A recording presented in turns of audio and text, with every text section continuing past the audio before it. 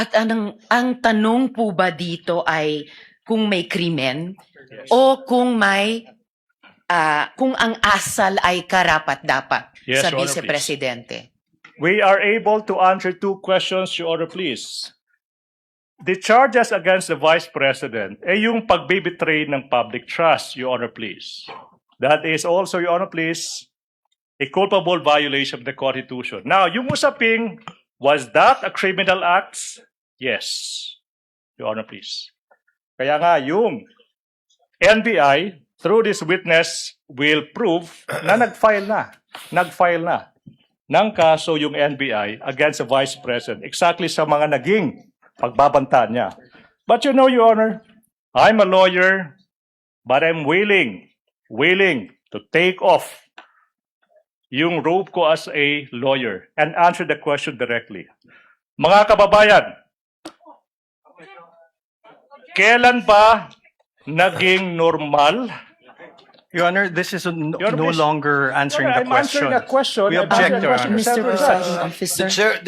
The chair will make an equitable ruling in a while. Kindly let the gentleman finish because it's a senator judge asking a question of a party. Your Honor, Thank you, Mr. Presiding Officer.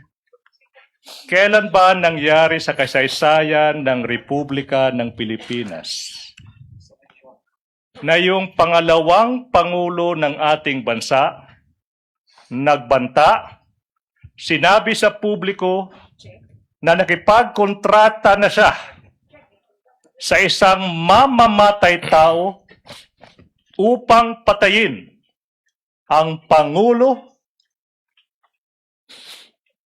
ang First Lady, yung asawa niya. Your Honor, please, I think Attorney Kindly- Sison is making a scene.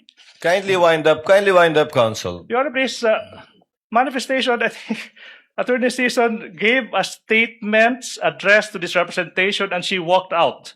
She's now coming back. Mr. Presiding Counsel, Officer, I'd like to hear the kindly completion of the wind up answer and we will to my address that question. matter in a bit. Okay. Now, Your Honor, please. Yung Kindly wind up. pagbabanta ng Vice Presidente sa buhay ng Pangulo ng Republika ng Pilipinas, hindi po yan normal.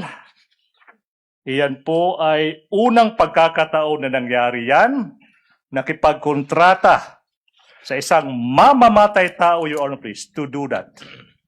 Even without going into the question, is that a criminal act, Your Honor, please?